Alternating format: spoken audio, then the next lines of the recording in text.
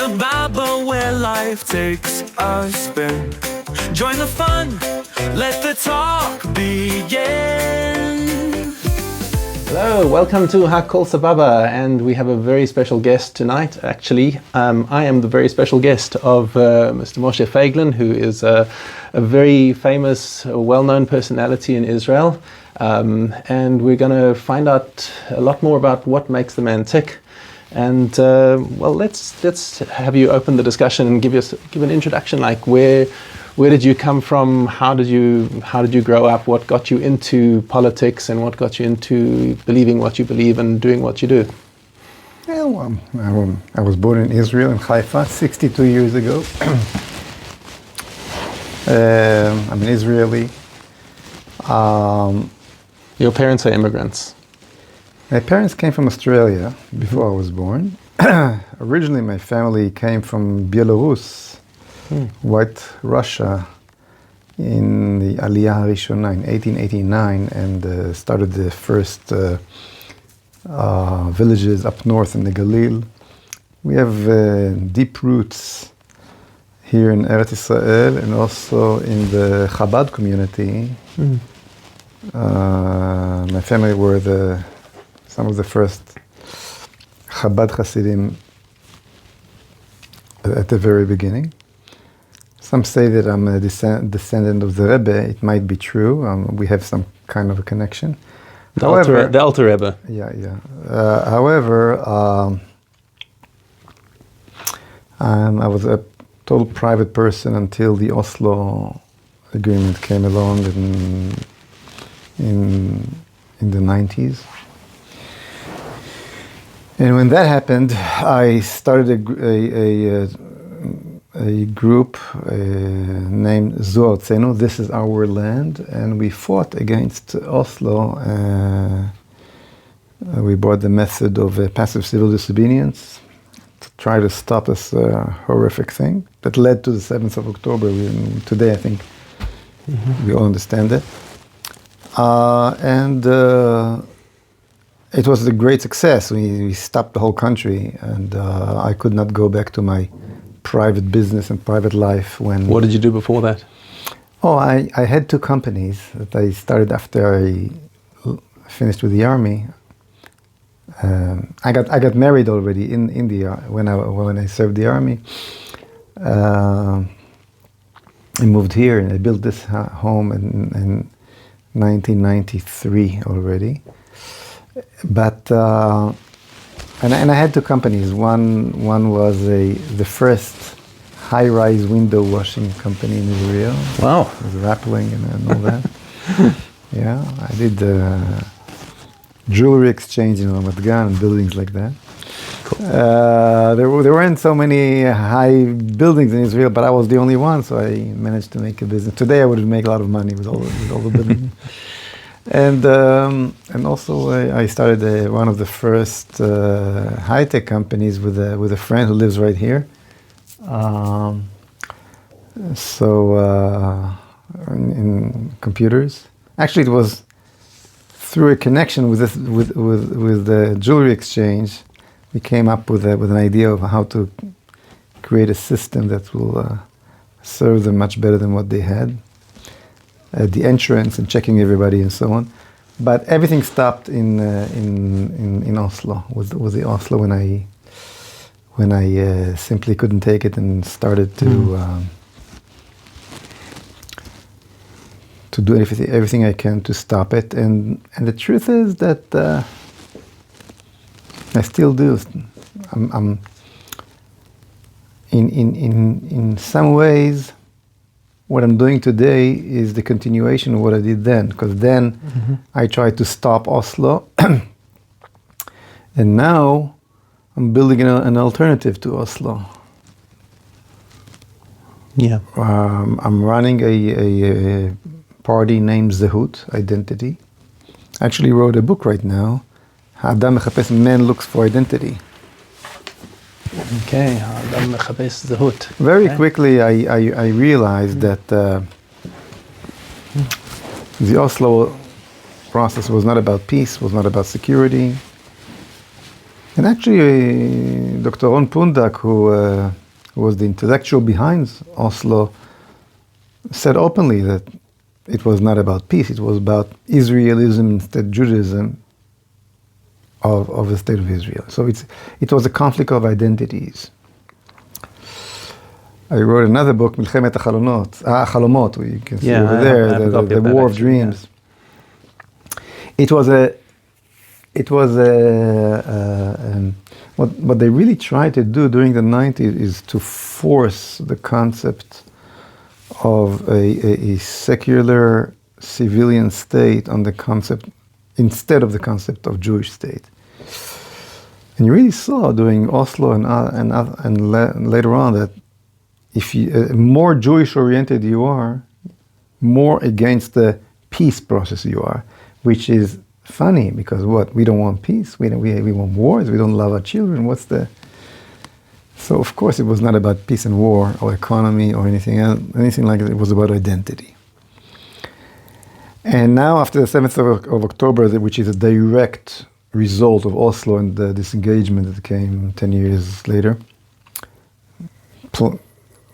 that brought these terrorists here and gave them land and all the facilities to create this terror state in Gaza to begin with. Now the goal is to, when people finally starting to understand what's going on, to get rid of this Oslo concepts and system that still runs the show. You see that the Israeli right, the right side of the Israeli map, now who are in power for most of the years since then, most of them led by Netanyahu, by the way. You see that the right side or the national camp or whatever you call them, the Jews, never canceled Oslo, never. So we cannot complain anymore. But is that something that's rooted in pragmatism? We have an obligation to create a real alternative, not just saying, well, they were wrong, but if you're in power and you don't change it, then you're actually becoming part of the problem. Mm-hmm. So that's the goal right now, to change that.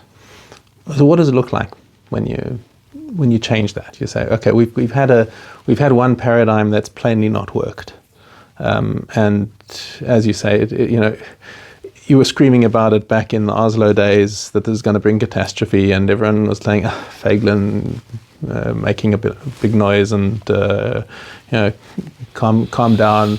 If they fire as much as one Katyusha, famous statements, and of course nothing came out of it. But as you say, if you're just against things and you don't come up with a constructive alternative, people are going to say, what you're going to do. Okay, so what does it look like if you have, as you're describing, a state that is based on Jewish values?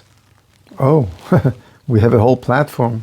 It came as a book. I'll show you. Sure. This is actually the platform of the Zehut party, which became a bestseller in the bookstores in Israel. You were giving it away for free, weren't you? No, we sold it. Actually sold it. Yeah. Yes. And it explained what a modern Jewish state that functions according to Jewish values should look like in any aspect of our life: economy, security, education, health system. There's no party. The Likud doesn't have a platform at all, right, for example. Okay, there's no party that really got into it. Well, that's actually one of the things that I also noticed is like completely missing in the Israeli political sphere, is that there's not a single political party that will actually put pen to paper and say what they promise to do. Mm-hmm. It's all just like, here's our list, trust us, we know, we'll do what we feel like. Which maybe, considering the way politicians break their promises everywhere else, maybe, at least they're being honest about the fact that they're just going to do whatever they feel like when they get into power anyway. But I thought this was a very refreshingly different approach to politics. Yeah. And it looked for such a long time like, what year were those elections when all the polls were showing Zehut coming with 7 or 8 seats? What year was that? Remind me. It was like 2011? 2019. 2019, sorry. I'm getting Some confused polls there. even showed more. Yeah. Some even showed more. What happened? People got scared at the end. Everybody, all the parties, felt scared from us. Haredi, National Zionist, left, But said right. it with good reason. For good reason, because we have such a wide spectrum of voters. So we got it at the last week. We got attacked from every direction. And on the other hand, the polls showed that we're passing. So people said to themselves, they're going to be in anyhow. I can give my vote to another party. They'll. So at the end, we were missing like 14,000 votes. Yeah. To get in. You need 4 mandates to get in, basically. Mm-hmm. So no, but now it's different. Now the desire for a change is dramatic. The understanding that nothing can continue as it was before.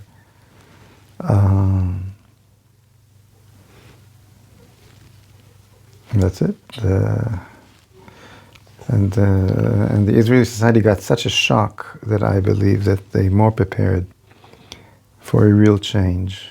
Because if you don't really want a real change, a fundamental change, then we're not for you. If you just want to change faces, see fresh faces over there and so on, but not something fundamental that understand the problem and coming with a solution, then I'm sure that before the election we'll see some newcomers. I remember when Effie Tam came. I remember. General, that was already 30 years ago. Yeah. General from the army with a needed kippah, long beard. Everybody were so excited. And he's a good guy. Very good guy. But he did not come up with a serious platform or a serious plans, just new person. So he got into the government, into the Sharon's government very quick. Yes. Remember? And I remember the game he played during the disengagement of so that Sharon couldn't fire him. So what is the fingerprint he left on Israeli history? I don't know. But I remember the excitement. When Bennett came. Here comes a guy who was in Sayeret Matkal, came from the high tech, was the head of Moetzet Yesha and so on. Everybody, were cheering. The rabbis, institutions, religious Zionists, everybody was cheering and gave him all the push ahead. We all know how it ended. So you need to do the intellectual work. You need to know what you're offering. You need to you come with a real alternative, just not, as you said, trust me. That doesn't work. It doesn't work anymore. So for those of our listeners who don't have the book, who don't have the time to sit down, especially we've got a lot of English speakers listening to this, and is this available in English? Yes, there is a translation on the web. But the kids are like, what would you say are the important things that you would want to say? We understand that the concept of liberty and identity comes together. And by the way, the American founders understood it very, very well. Okay, so what we're talking about is a libertarian economy we're talking about the land that today is being held, the land for building, being held by the government, and because of that, the prices of apartments and houses in Israel are double than what it should. Double. For sure. Over 20% of the Israeli income, the national income, comes from these taxes on new housing through this cartel of Government-controlled content. government control of the land. So it should be given to all the Jews, and first of all, those who comes back from the war, and privatize the land market. And all this concept, economical concept, the government should be as small as can be. We believe that the whole land is ours, but the government, the state, should be the smallest as can be. The grip of the state on the citizens should be the smallest as can be. People should be totally free to choose their way of life, but the government should function only according to the Torah. For example, if you want to broadcast, if you want to open a radio channel on Shabbat, no one can stop you, but the government will not. So Reshet Bet, for example, the government channel, the BBC of Israel, if I may, so people understand what we're talking about, should not broadcast on Shabbat. You can land on private airports, but not on Ben Gurion on Shabbat. So the difference is, the balance is that keeping the Jewish identity of the state is something that the state is in charge of, not the people. People live however they want, and the state decide. Will give the power to the communities. The communities will decide if there will be a gay march or not. The region will decide if they want it or not. Not the government, not the Supreme Court decide who will open and who will close and so on. It will be a regional thing.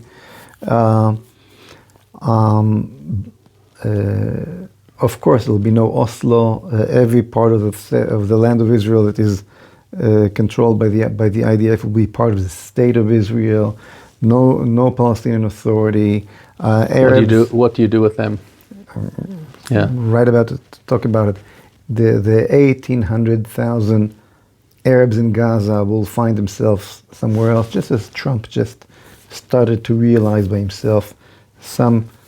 Somebody is thinking straight. Well, he's shifted the Overton window where you can actually talk about this now. Maybe he looked at our platform and decided to join the Zehut party. Who knows? And the same thing basically in Judea and Samaria, but in a longer process should lead to. I mean, the 1.5 million Arabs or less, and these are the real numbers, who lives over there. And most of them wish to leave, and they should get all the support and fulfill this wish. And the bottom line is that these territories should be part of the state of Israel. There is no other real nationality who lives who lives in Eretz Israel, and they should accept the full sovereignty of the Jews on their promised land, on the Jewish land, and the platform shows into detail exactly how to do it and how other democratic nations dealt with a problem like that and solved it. Give us an example of that. Oh, many examples, many examples. About 5 or 6 million Germans were transferred from Transylvania, Czechoslovakia after the war back to Germany. Germans who were located in Czechoslovakia for hundreds of years, but their location over there actually was the official reason why Hitler started in the Sudets. And after the war, there was no question, and we're talking about the American and the Brits who did that. and they simply walk them away and solve the problem, and there's peace. Actually, about between 40 and 50 million people immigrate after World War II, and that solved the problem. Okay, people changed. Jews left the area. About 600,000 Jews from Arab countries, from Egypt, from Iraq, from Libya, from Tunisia, were expelled in the 50s to Israel. And no one talks about it. And they found a future. Only those Arabs who lived here. There is no Palestinian nation. It's the biggest lie of the 20th century. They started a war. They lost the war. And now they want to come back. And they say that so it's the same solution that solves problems like that anywhere in the world should be done here in the most humane way, but it's not being done, and the UN create individual laws, UNRWA and all these organizations, that they transfer the refugee ticket to their grandsons, okay, to the fourth generation already. They're being used as a tool to destroy Israel. That is obvious. The Zehut party will bring that to an end. Okay. I actually saw an interesting post. Hillel Neuer made a good point today. Hillel Neuer from UN Watch. He said if the Palestinians in Gaza are refugees, then why won't you let us resettle them? Mm-hmm. And if you're telling us that you can't move them out because you're taking them out of their homeland, then say, well, if they're in their homeland, then why are you calling them refugees? Yeah, of course he's right. But you know what? We live in a time where truth doesn't matter, and reality doesn't matter, and not just time, progressive time. It's a big curtain of smoke, and that logic and facts and truth and justice and all these things that we think will convince somebody doesn't work anymore. Mm. So we should simply do what's good for us. Yeah, and so it seems like with Trump having shifted the Overton window now, you know what I mean by the Overton window. Yeah. He by actually bringing this discussion into the public sphere, can say, oh, okay, so now it's okay to talk about resettling so-called Palestinian refugees. That is perhaps an opportunity. Do you see any possibility that Netanyahu will take advantage of this? No. Why not? Because he accepted Oslo totally for over 30 years, 29 years, since 1996 when he hugged Arafat. Netanyahu came to power first time in 1996. On top of those waves of demonstration against Oslo, mm-hmm. and had all the legitimacy to throw this agreement to the garbage of history as he should have. That was the right wing expected from him to do. Instead of he met Arafat, he said that he found a friend, and later on in the famous Bar-Ilan speech, he also accepted not Arafat, but the concept of Oslo, two-state solution, meaning Palestinian state, meaning that there is a Palestinian nation, meaning that the biblical heart of the land belonged to that invented nation, so-called nation. So he's totally in it, and when you're totally in it, you don't function out of feeling of just, you don't believe that the country belongs to you. You cannot say the simple word that we said, Artzeinu. If you can't, then definitely cannot take over Gaza. So, look, for example, in his previous time, Trump wanted to move the American embassy from Tel Aviv to Jerusalem. Yeah. Netanyahu didn't want. Well, he did it anyway. But why do you say that he didn't Trump want had to force it to Netanyahu, and I don't see how he forces the transfer on Netanyahu. What's your basis for saying that Netanyahu didn't want it? 100% knowledge. Because? Because he doesn't like to rock the boat. If it works, don't fix it. There's no vision over there or something. I mean, the vision belonged to the Christians who supported Trump and pushed him to do it. Mm-hmm. But Netanyahu is not a religious person or anything, and any of these feelings. And why should he invite problems if there isn't? We managed very well with the embassy in Tel Aviv. So, of course, after it happened, Netanyahu took advantage of it and took credit for that. But he didn't want. And I know it firsthand. Okay, and I didn't need people to tell me that, because I know Netanyahu and I knew that this, but I know it only as a fact, not only as assumption. However, back to your question: will Netanyahu go with Trump this time? He never missed opportunity of visionaries. Definitely, he could have done whatever he wanted when Netanyahu first got into power. Definitely the first year and a half of Trump, and he didn't. So I don't. As usual, October 7th was a bit of a game changer. We are the worst enemies of ourselves, always. Yeah. I mean, I could be a little more charitable towards Netanyahu, honestly. I'll just share my own personal perspective, is that however much, I can criticize decisions that he's made and actions that he's taken, and without going into any depth about that, he comes across to me as somebody who, nonetheless, for all of his failings, genuinely cares about Israel and really does want to do the best for Israel.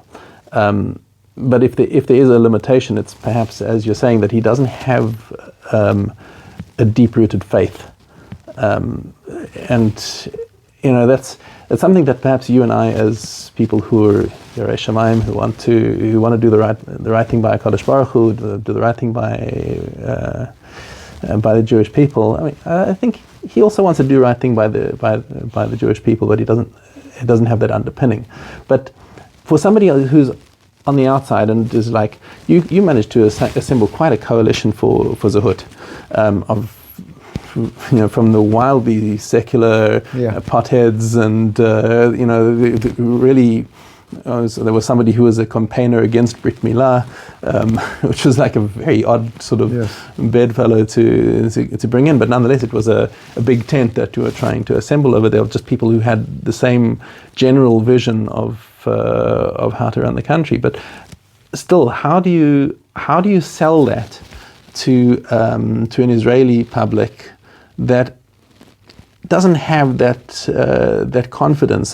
Like if you say, okay, we're going to walk in and cancel Oslo, as the day after you become prime minister, you're going to walk in and cancel Oslo and send troops into Jenin and take it over, and whatever the practical operational thing is. But I'm just like, that's scary, because you've got an entire world who could impose crippling sanctions on Israel if they decided to, and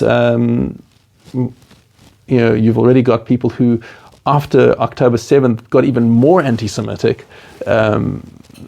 So it's a world that we live in, and as much as we can talk about faith ourselves, how do you actually sell that? Look, I mean, these two things that you started, the thing about Netanyahu that you started and the question you added to it, are the same thing basically.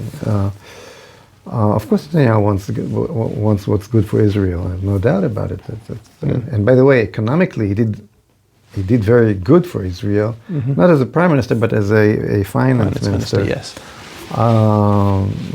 And I don't argue about that at all. But in geopolitics, in the Israeli security, he was a disaster. when he continued with Oslo instead of erasing it. His whole policy of how to deal with the Iranian nuclear capability brought us, after more than 20 years that Netanyahu was in charge, to maybe millimeter away from a bomb. Okay? Through all these years, he did not understand, and I tried to explain through all these years, that you cannot leave the Jewish existence under question mark anymore, like at the time of Hitler. You have to attack immediately, no matter what the result will be, and no matter how big the success will be.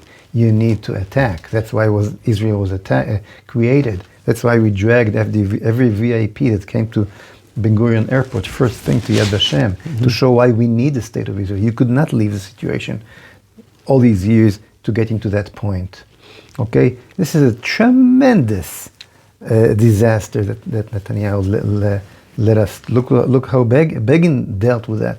So of course, there's always answers. He couldn't here, he couldn't there, pressure from here, pressure from there. The bottom line is total failure. And Netanyahu voted in favor of the disengagement plan, who basically gave the entire strip of Gaza, not just the city of Gaza, but the entire strip of Gaza to the PLO, which created and later on brought the Hamas and created everything, and created the 7th of October. He claims that he only voted for up to the Philadelphia, and he voted against when they said they were going to hand over Philadelphia. But, he voted in favor of the disengagement plan. You can see it in YouTube. Yeah. What do you mean he claim? I'm just stating that for the record. I mean, that's ridiculous. What didn't we do to try to convince him to go against it? He did not want. Later on, he resigned from the. After he did that, he resigned from the government. Very nice. After you let the horses go out, you doing some stupid political act. However, and he's the guy who did the Shalit deal. None of the leftist prime minister did that. Not Olmert, not Barak. He did it from just from popular reasons, to get a photocopy with Shalit when he comes back. And who did he release? He released Sinwar, another 1,000 terrorists who led the Hamas and led the attack at the 7th of October. So I mean, every one of those things that I'm saying, and there's much more, should have brought us to get rid of him. But he has a great charisma, phenomenal speech maker, and I mean, I can get deeper to the explanation of what held him in power so many years. But when you're really checking the facts, Netanyahu is deep in the side of the problem, not in the side of the solution. Now, going back from here to your next question, how will it pass? Okay, so tomorrow morning I'm the prime minister and I'm taking over Jenin. Before we get from Jenin on Kfar Saba and Netanya, what we got from Gaza on Nachal Oz and so and Sderot. And how the world will react. Well, I really don't care. But is that, I'm putting it to you, is that a luxury opinion? Because you can really care when they impose sanctions. I think that we don't want more 7th of October. We don't want more kids slaughter. Yeah. We don't want to have this crazy rape, murder, and we don't want it anymore. And if we need to go back from butter to margarine, that's what we'll do. Okay? If we need to go back to the 50s, when we had to have each one had a half of a hard-boiled egg for a day, okay? So that's what we'll do. It seems like we need to rebuild the state of Israel from the very beginning. Something very fundamental got destroyed over here. We need to create the second republic of the State of Israel, basically, because the first one was destroyed, led by Netanyahu, totally destroyed. Look what we see now, how they celebrating their victory after what they did, and they're right. They won. We lost. Let's face it. It's a heavy statement because I mean No, you can point to a lot of gains. It's a very simple, straight look at reality. They won this round, okay, and not because they were stronger than us. How are you measuring winning and losing? Well, it is very simple. They gave you the biggest hit that you ever got since 1948. It took you 3 weeks to decide what should be the goals of this war, because you did not believe that the land in Gaza belongs to you, so God forbid not to take it back. You're still thinking in the frame of Oslo, who will take care of it after? And at the end you said, eliminate Hamas, which is the most stupid goal that you can think of. But to keep the frame of Oslo, you had to come with such a stupid goal, okay? And of course you did. And I said it at the 8th of October. I'm sure you heard it, right? I've heard your speeches, yeah. Okay, so I said, day after the horrors, I said, if you're not planning to take over Gaza, to throw out all our enemy from our land and rebuild Gush Katif and reflourish the land with Jewish villages and annex the land, don't send troops there. You're gonna kill over 400. I didn't say 4, but you're gonna kill hundreds of soldiers. They said, and at the end, you leave, and you'll go into kind of a stupid deal, a hostages deal, and the end result will be deeper than you'll find yourself deeper than the point where you started, and that's exactly what happened. Now, it did not happen because Trump put a pressure on Netanyahu. There's no connection to the Americans at all. It's because we cannot win anymore when we don't believe that the land belongs to us. So the ability to take over, to capture the land, to free our own land, do not exist in our toolbox. So you cannot win. So did you eliminate Hamas?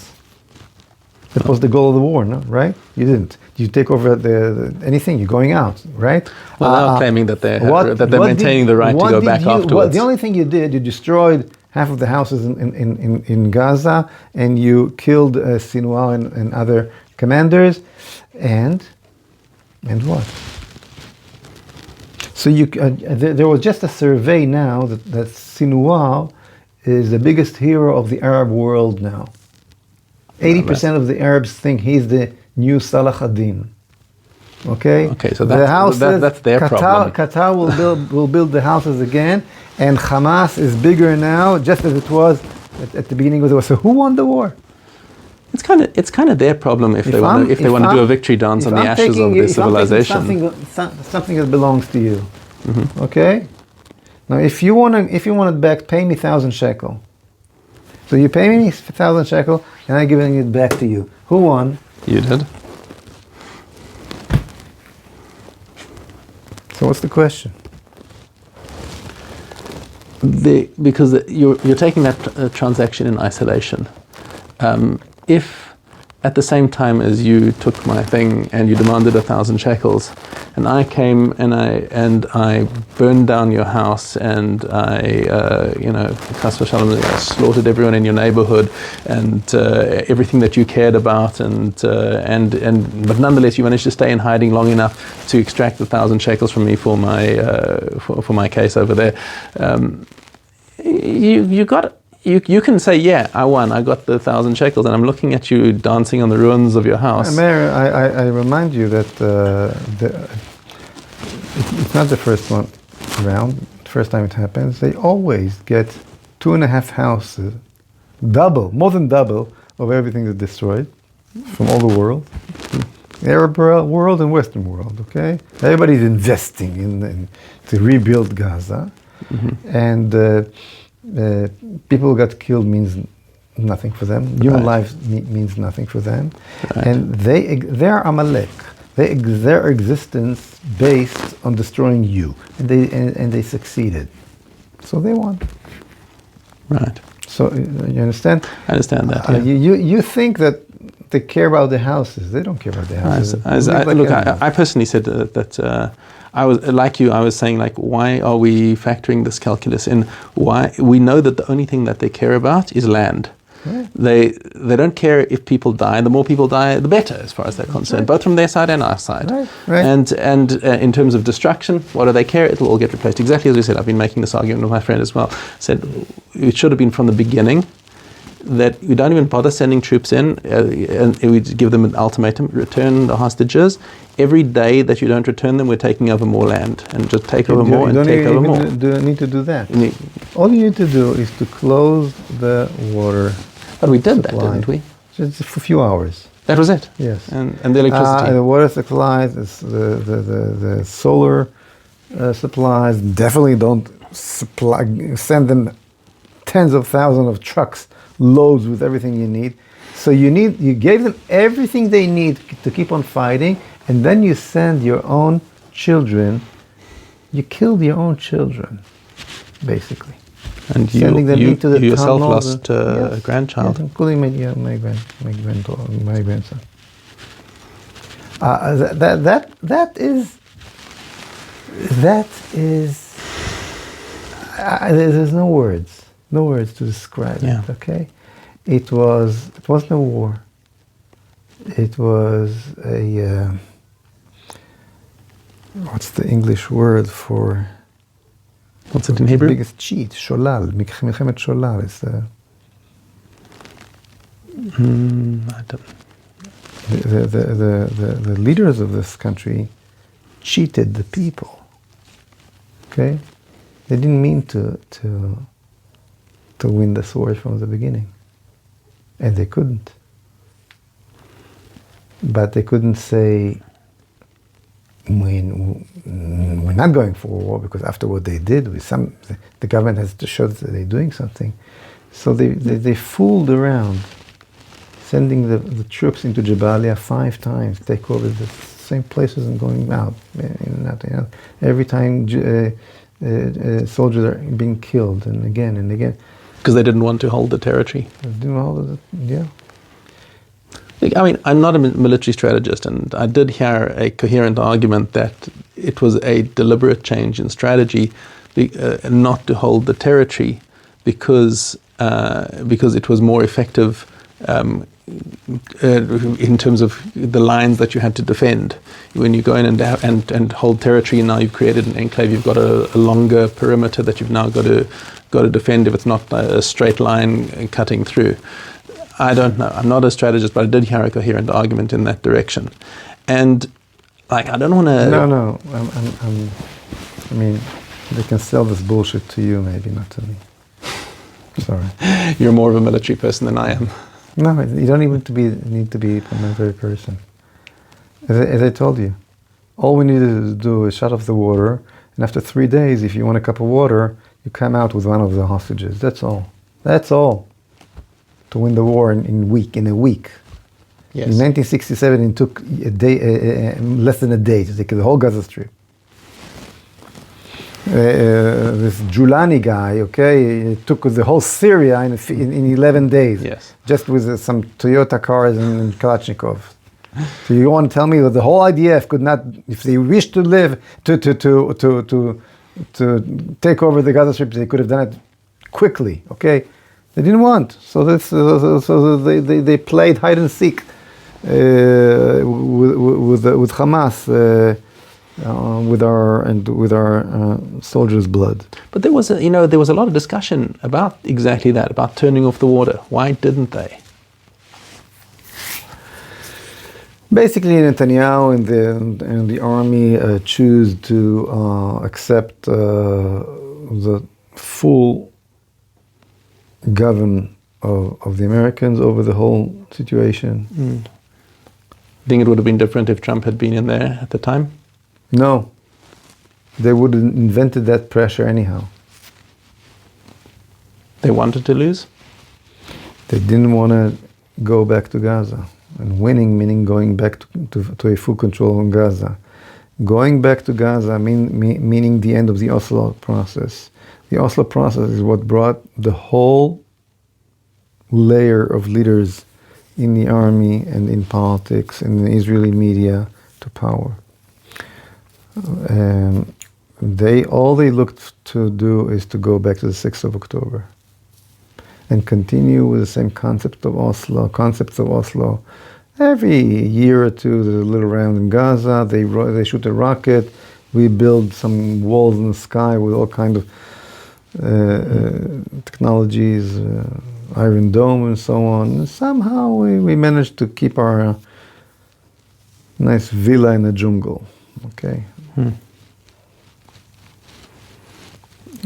So, in terms of your strategy for your own achieving these ends, I mean, you've had a bit of a love-hate relationship with Netanyahu and Likud. You've been in and out quite a few times.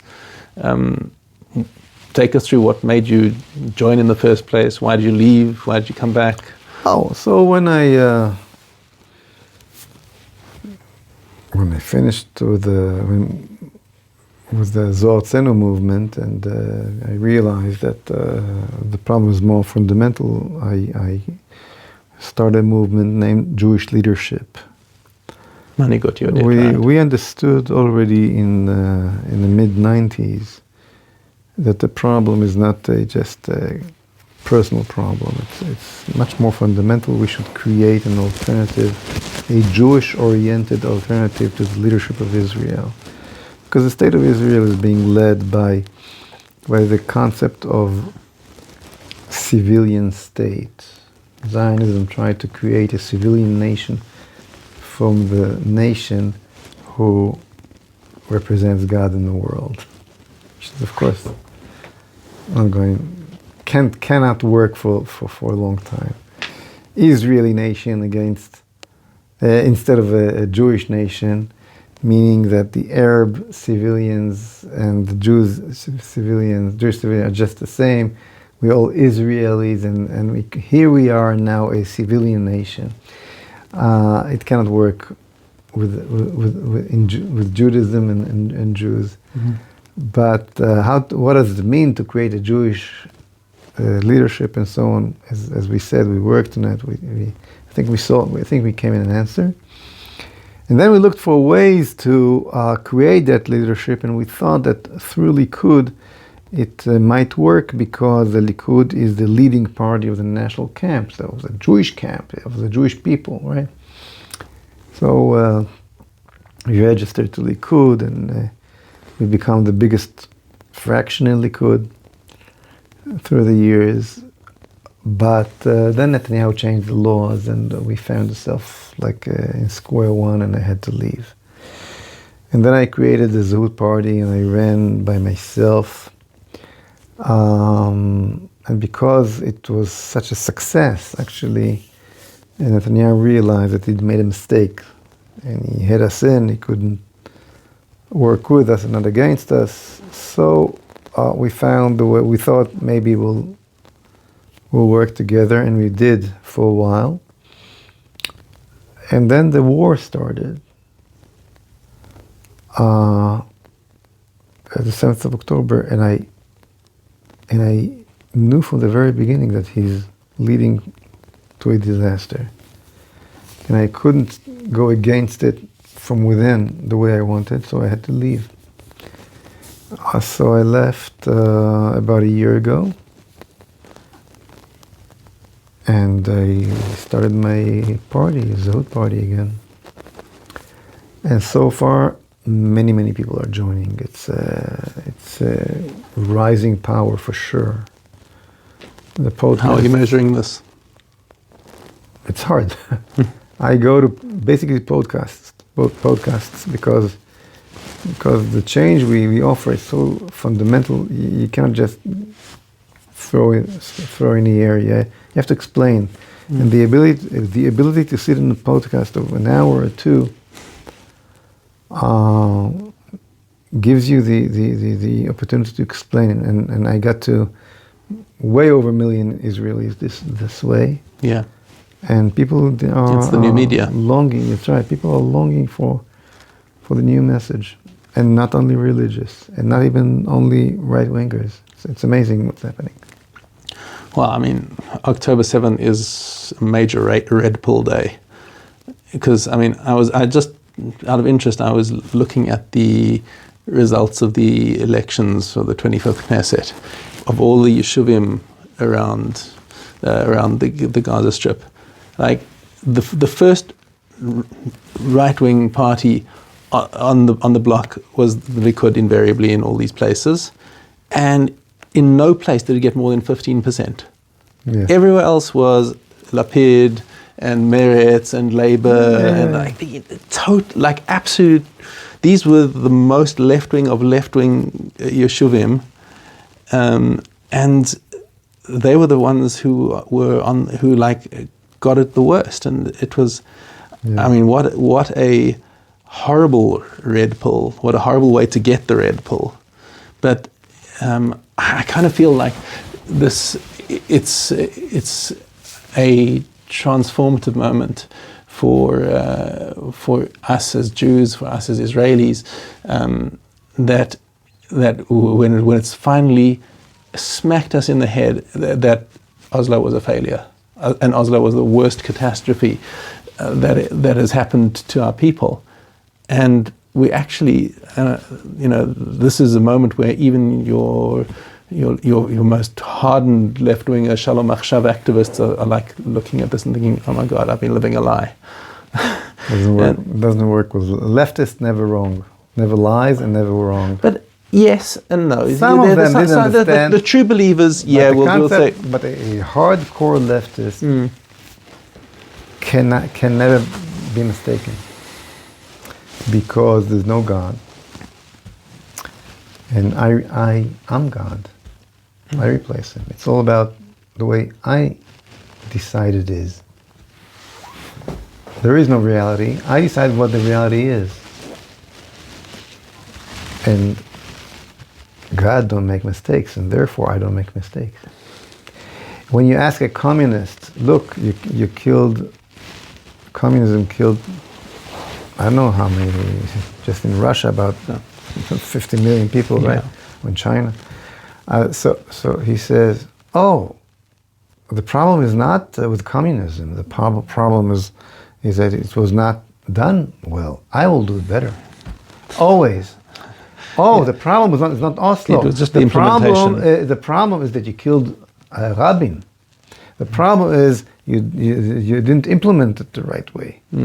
And so on. So you cannot argue with leftists.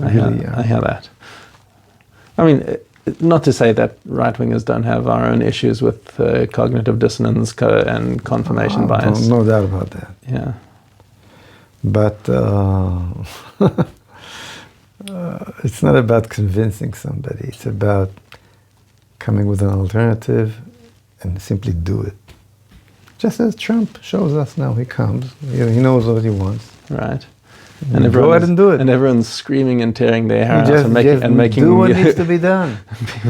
And don't stop. Yeah. Don't leave a minute to think. Just do everything you promised immediately. Yeah, and do it so hard that they actually can't do it all the way through, and just. I said that the Zehut party will not join any government that will not get rid of the Oslo process, and immediately. Otherwise, what you need us for?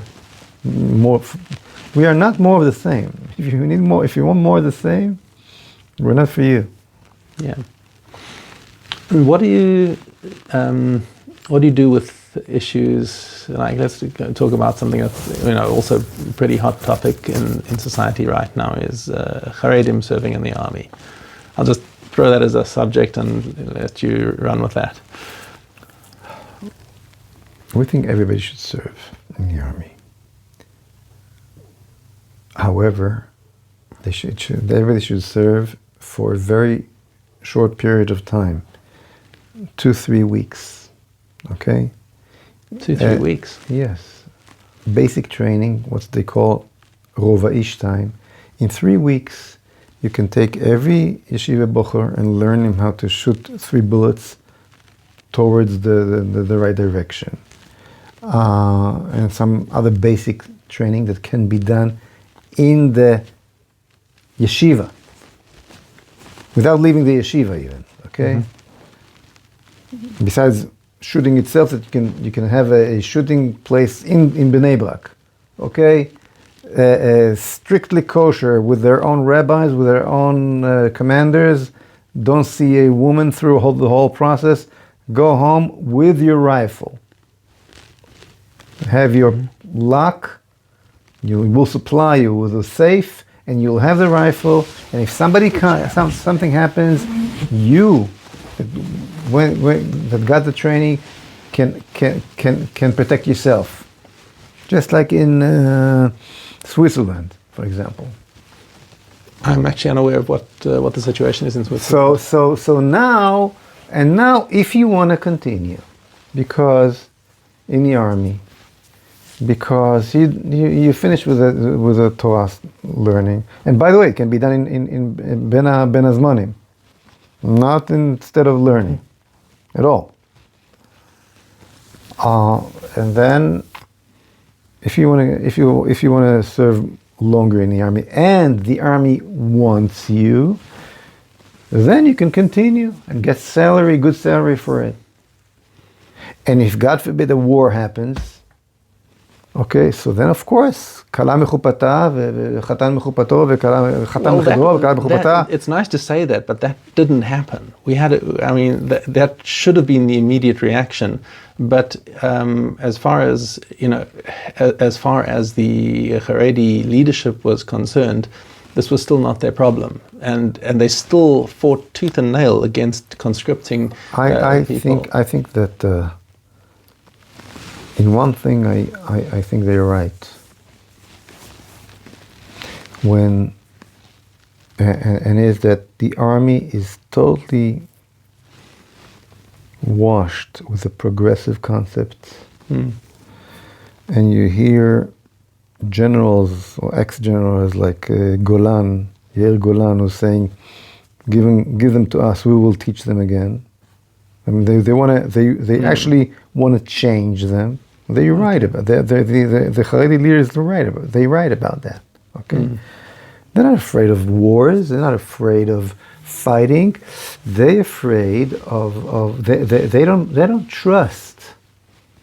And I think they're right for not trusting the existing leadership of the Israeli army, for not trying to take advantage of the situation, and force in many ways their student out of Jewish way of life. So I think the basic problem is trust. Trust. We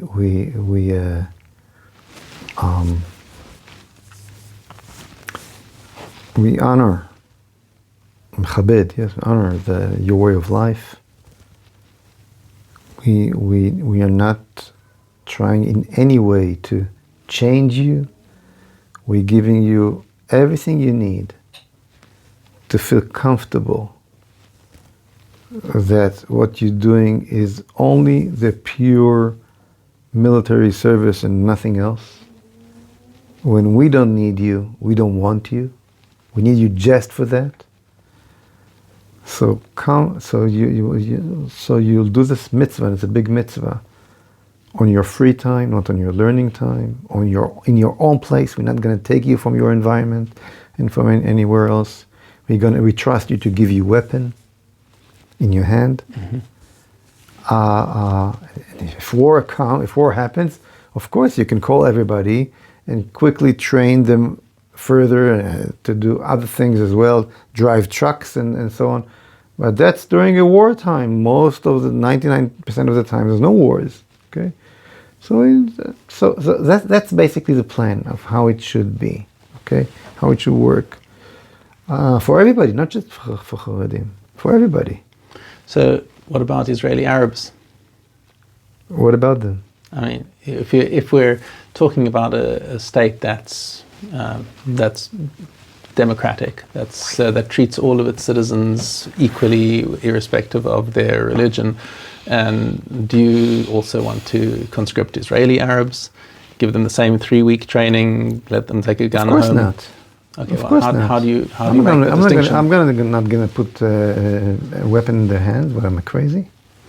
Right. So that's the big question. Yes, we do profile Israeli Arabs when they go to Ben Gurion Airport, right? Because we don't want our airplanes to fall, right? Right. Right. A very good percentage of terror attacks are Israeli Arabs, right? Mm-hmm. So you can talk from here till tomorrow about democracy. I want to live. I want to live. Okay. There is reality. There is God, and therefore there is reality. And the Israeli democracy, which is very important, should every state, every democratic state, has its own kind of democracy. The Indian democracy is not like the British democracy, and the British democracy is not like the American democracy, and all of them are not like the Israeli democracy, and they're all democracies. Okay. So, but there is a general principle of equality before the law. And no one respected till the end. No one. I can give you many examples, okay? Mm-hmm. So, yes, we are a democracy, but the democracy, as Churchill said, democracy is a very bad system. I just don't know a better one, okay? Mm-hmm. It's not a religion. Yeah. There is a reality, and democracy and the system, which is democracy, should serve the reason why this state was created to begin with, and that this state, the Israeli state, was created only for one reason, and it is not to have another democracy in the world. Mm. The reason why this state was created is that the Jews will have a Jewish state finally after 2,000 years. Okay? And if there is any contradiction between that basic principle and democracy, so the democracy will take one step backwards. Right. Okay? So, and I can explain it more and show details and argue, but I don't feel I need. Israel is a democracy. Israel is the home for the Jewish nation, homeland, yes, the national home for the Jews, and it can be the private home for the non-Jews who lives in it, but not a national home for any other nation.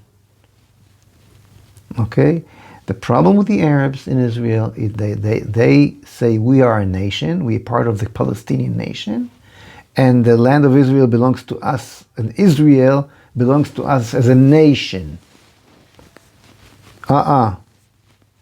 If you don't accept the fact that this is a Jewish state, you declare war on me, on the state. And there is an Arab judge in the Supreme Court who don't accept that. And he will not stand in Hatikva. Mm. Okay? And teachers will not stand. It's ridiculous. We have that kind of... Every time I go to America to give a lecture, I have to stand to the American anthem. It was a big thing in America also, people taking the knee in there for the anthem instead of standing, which is also, Yeah, now they're starting to do that as well. So, I'm sorry, we should understand that fact, that yes, in the Israeli democracy, if you're not Jewish, you have all the individual rights, no national rights. Okay? And therefore, the Israeli army is not for you unless you understand that concept, that Israel is a Jewish state, period. And we do have many non-Jewish soldiers here. Jews and so on, but that's right. And even Muslims. You have some Muslims also, and that's very well. That's fine. You have American soldiers who fought in Afghanistan and so on that cannot vote in the general election. Did you know that? No. Yes. Because? Because, let me remember, because they live in Guam or in Puerto Rico, things like that. Okay. So so is America not democracy because if you were not born in America, you cannot run to president? What about equality? Why I am a citizen of America, you're a citizen of America, because you were born here, you can run to be the president, I'm not. What kind of democracy is that? Yeah, so every one of them has got their little laws and exceptions and loopholes. Exactly. And this is a Jewish state. And we also have our exceptions and differences. There's something unique about this country. I think that was one of the sort of unwritten rules, living in Beit Shemesh, especially after October 7th, everyone was rushing out and trying to apply for gun licenses and getting flatly turned down because Beit Shemesh is not on the periphery, it's not at risk, and you've never served in the army, and I don't care, we've got infiltrators, how are we going to defend ourselves? Right. Yeah, okay, but what I was thinking, the reasoning behind it is that if they don't have all these rules about people in Beit Shemesh not being allowed to get guns, then what's to stop somebody from Rahat coming and saying that no, I need a gun as well, or something? No, the reason is because Israel is not a free state. More centralized you are, or more socialized you are, less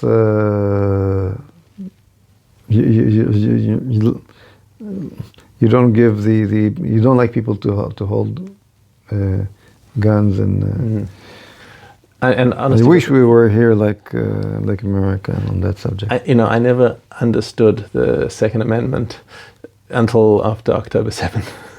No, I understood it always. I understood that you're right. Think about it. If all the Israelis would have guns and rifles from the army in their homes, things would have looked much better, much better than it did. Yeah, that is quite a thought there. Yeah, there was another thought that I wanted to just run by you, like you going back to these Artzeinu days and blocking the highways. Now that kind of civil disobedience has kind of caught on almost, I feel, too much. So that everyone who feels that they've got a cause thinks, okay, now let's block the traffic. The Kaplanistim, judicial reform, okay, block the roads. Free the hostages, make a deal at any costs, block the roads. We don't want to be conscripted, block the roads. Any comparing between what Artzeinu did and those guys who call themselves Achim Leneshek or Kaplan did is totally. But why? Why? I mean, they saw, okay, it worked for Feiglin, why can't it work for us? I'll tell you why. The concept of civil disobedience, the concept of violating the law, knowing that you're going to pay a price because you think that law or that order is immoral, is one of the top moral things that a civilian can do. Okay, and it's a Jewish concept, by the way. Avraham Avinu did that, and the Meyaldot HaIvriyot in Egypt did it, right? For sure. Did not fulfill the order of Paro and so on. So that kind of disobedience is a civilian act that is the most democratic thing. Martin Luther King spoke about it and did that. And in America, you celebrate his birthday as a holiday, right? So if you a responsible civilian and you see your country falling into an immoral act, and you hardly believe it, and you're willing to pay the price, and you are not trying to run away from your punishment, and the most important thing is that you're fighting against that act. You're not trying to topple down the government or destroy the state or the army. You want to avoid your country from doing a mistake, an immoral act. For example, when the Habima Theater did not want to come and give a show in Ariel, I was totally with them. What, I want people to come again by force to give me a show? It's ridiculous. When a soldier we did not want to serve in the territories, as they call it, okay? Mm-hmm. A leftist soldier, and set for a year in a jail. I admired him, and I was, as a Knesset member, totally for if you're willing to pay the price for this specific act, I salute to you. This is what the Artzeinu did. Mm-hmm. What did they do? The Achim Laneshek and Kaplan and all this garbage. Sure, what was Achim Laneshek? It's another movement that... what did they do in Kaplan, okay? Mm-hmm. Exactly the opposite. First of all, the most important thing is, they did not fight against a specific order or specific act.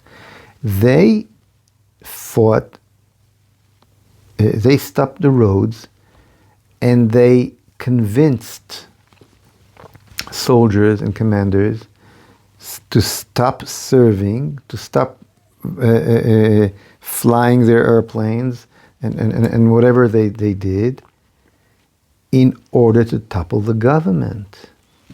And that's the dividing line, is when they did not disobey order that they thought that is immoral.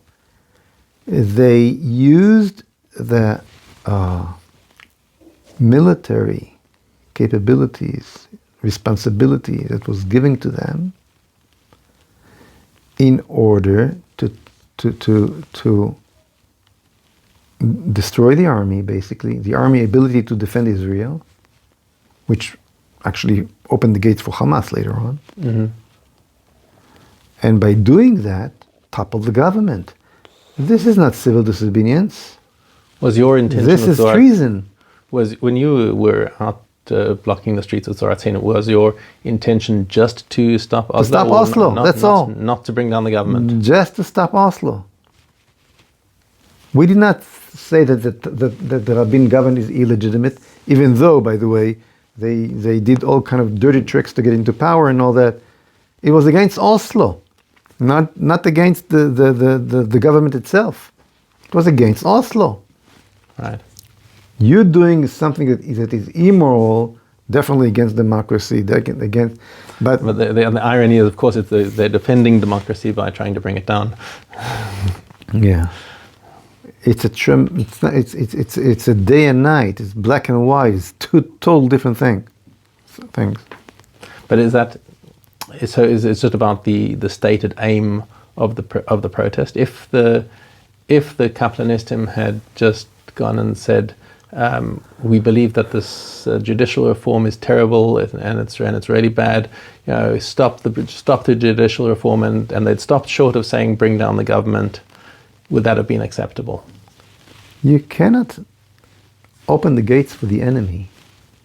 What do? Okay, demonstrate against the aim to pass a law. Fine. Demonstrate, block roads, no problem. Are you willing to pay the price? Are you willing to go to jail? You're not. Weren't they? No, they're not. If you're not willing to be punished, okay, they did what they did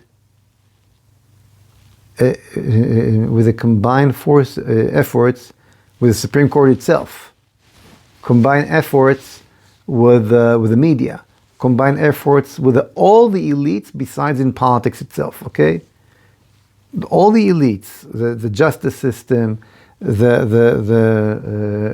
universities, the media, they were all together. here. Trying to topple a government was what was elected by the people. Okay? Now, if you decide to use the method of passive civil disobedience, what define you from anarchist? Simple anarchist, okay? Blocking roads, going. We see it all around the world. The people like just stop oil and blocking roads, calling people. So what's the difference between you and just an anarchist? The answer is, I respect the law, and therefore I'm willing to pay the price. They were not willing to pay the price. They were anarchists. Not just anarchists, they were very spoiled anarchists. who were fully expecting to be let off the hook. Let off the hook by the judges, by the system, by the media, by everybody. Okay? So you're simply an anarchist. And later on, when you stopped the army from going, that was already a treason. You actually giving your country on a silver platter to your enemies. Come start a war, which they did. That was a simple treason. No civilian responsibility as Artzeinu against a terrible act like Oslo. But I'm using the weapons that I got, the F-16 that was given to my hand to topple a government. It was a passive army revolution. They did not shoot with the F-16 on the government building. They did not throw a bomb on Netanyahu's house, okay? But they used the same army force that was given to them to achieve that purpose. It was a passive military revolution. They should sit in jail for the rest of their lives.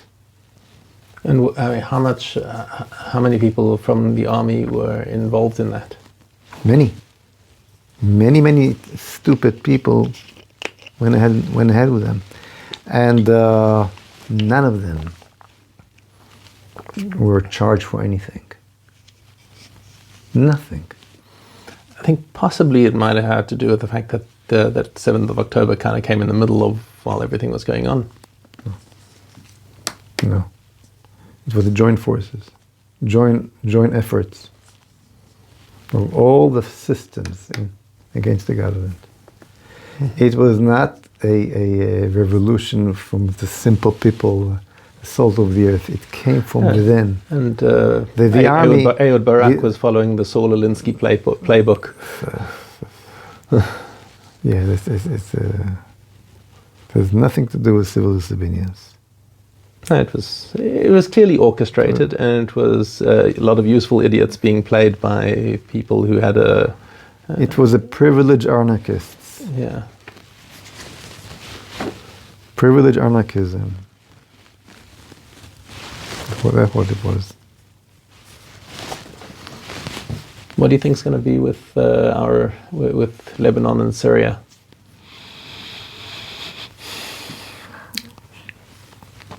It's amazing that between the Nile and the Euphrates, there's no nationality anymore besides the Jewish nationality.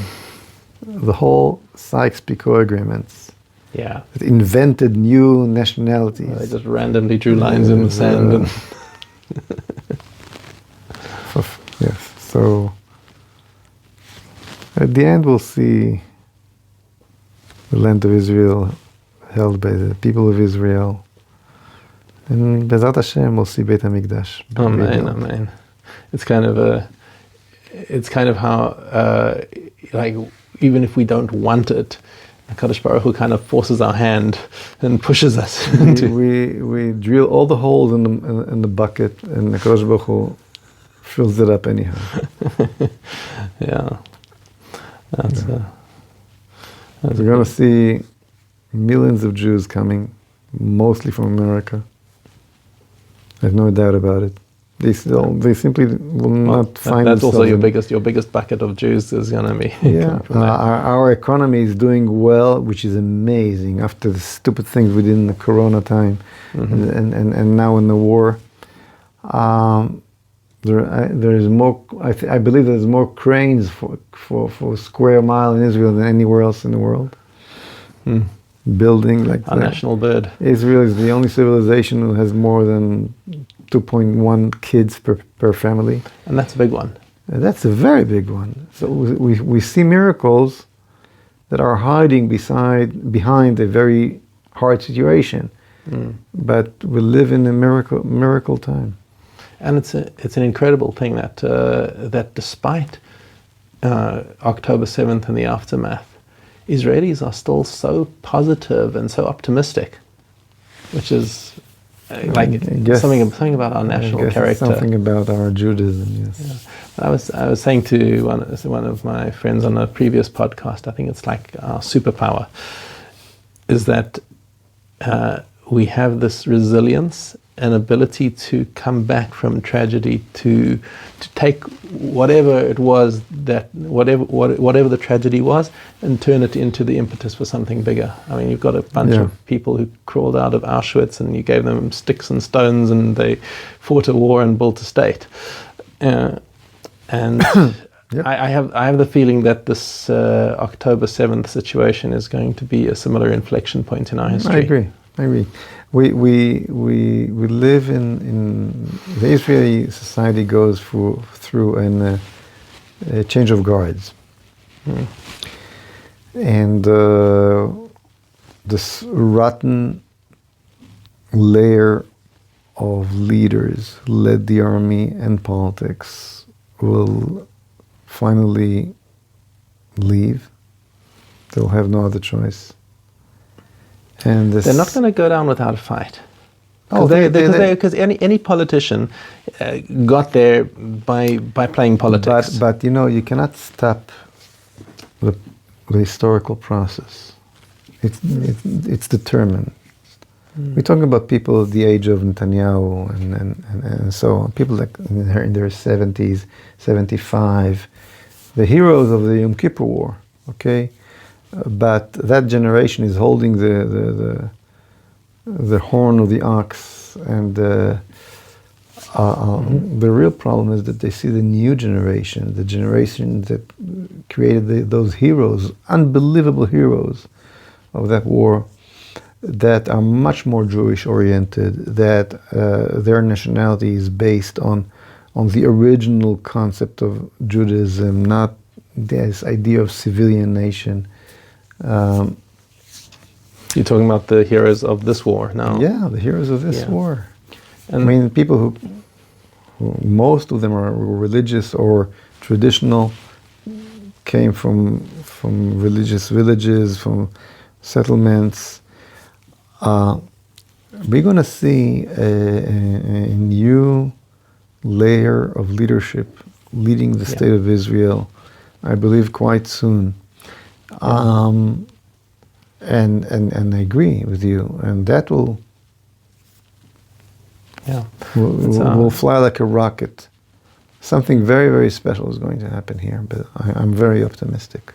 Yeah, it's our greatest generations, the ones who've been through the worst hardships, as I say, hard times make strong men, and then the rest of the cycle, which we hope, Bezrat Hashem, we want to go through for a long time again, but strong men are going to make good times. Yeah. The miracles that happened here through the war, which I have no explanation for, I cannot explain it, but this generation generation of heroes, excuse me. When I'm saying heroes, I'm saying more than all the wars before, more than 48, more than 67, more than 73, and we had heroes all the time. Mm-hmm. But what we had now is above all odds. Never anything like that. I'm not going to go into details, but I know what I'm talking about. And it came out of from good time, not hard time. Good economy, like we used to call them the TikTok generation. Suddenly, such an heroism comes out of them. I don't know how to explain that, but it's a fact. It's a fact. They had they basically grew up with a silver spoon in their mouth, this generation, and yet such heroism came out of this generation, which is amazing. And that's like I've spoken with a lot of soldiers, people, family and friends, and every one of them comes out. You know, people who've been injured, who've seen their friends fall in battle, Rahman al-Islam, they come out and they say, "It is. I would not do anything else. It's my absolute honor and privilege to serve Am Yisrael." These are the people who are going to be our next generation of leaders. Right. That's a huge reason to be optimistic. And I think even for us non-combatants, it was we're primed, and we've had enough of a shock that we're ready for new paradigms to come, because what's been up until now just has not worked. Right. And Right. if you can make a compelling argument for those people, I think it's people are ready to hear it. Yeah. Yeah. Thank you. Because Okay. it's been a good discussion and very thought-provoking, and we should only see better times ahead, and move into like full-on golden age, as they talk about it in America. Bezrat Hashem, we should see it. Amen. Amen. We should see it here. Thank you very much for your Thank time. you. Thank you. Hakol Sababa, where life takes a spin. Join the fun, let the talk begin.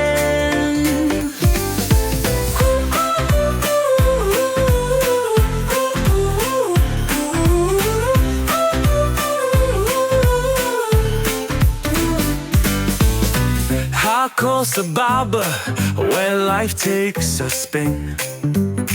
Join the fun, let the talk begin.